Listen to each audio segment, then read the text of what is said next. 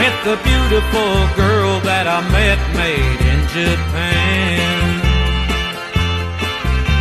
The beauty of her face was beyond my wildest dreams.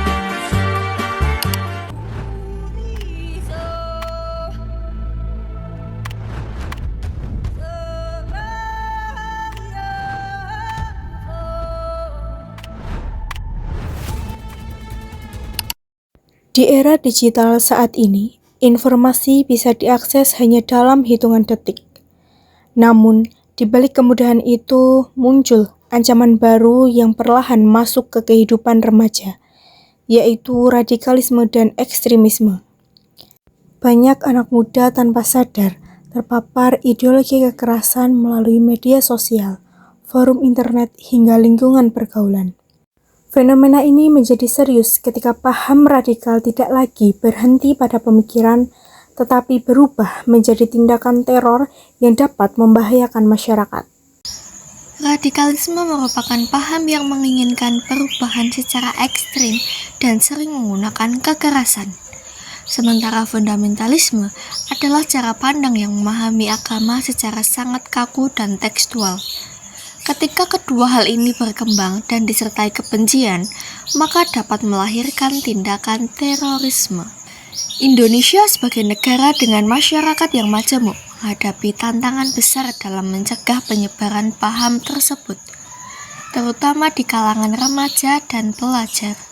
Dalam video ini, kami menggunakan pendekatan sosiologis dan fenomenologis untuk memahami bagaimana radikalisme berkembang di masyarakat.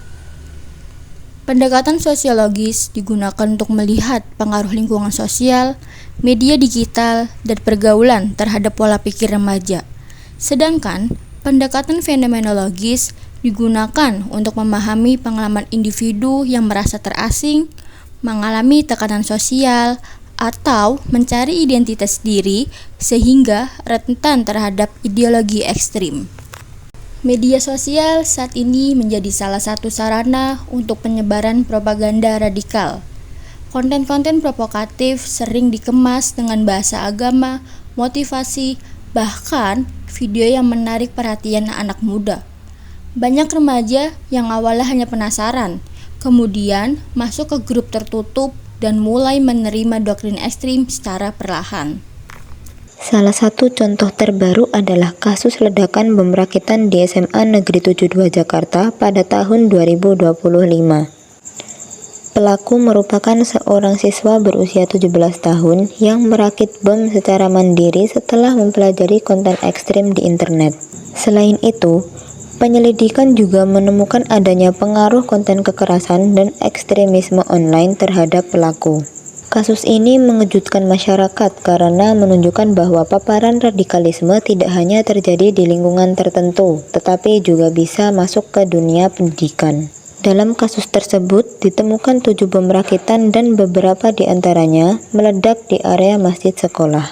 Beberapa analisis juga mengaitkan faktor bullying, isolasi sosial, dan pencarian identitas sebagai faktor yang mempercepat proses radikalisasi pada remaja. Radikalisme dan terorisme tidak hanya menyebabkan korban jiwa, tetapi juga merusak persatuan masyarakat, menciptakan rasa takut, dan menimbulkan stigma terhadap agama tertentu. Padahal, dalam ajaran Islam sendiri, tindakan kekerasan terhadap orang lain sangat bertentangan dengan nilai rahmatan lil alamin yang mengajarkan kedamaian dan kemanusiaan.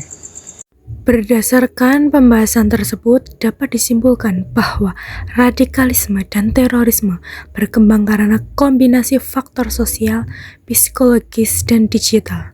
Oleh karena itu, pencegahan tidak cukup hanya melalui penegakan hukum, tetapi juga melalui pendidikan, literasi digital, dan penguatan moderasi beragama.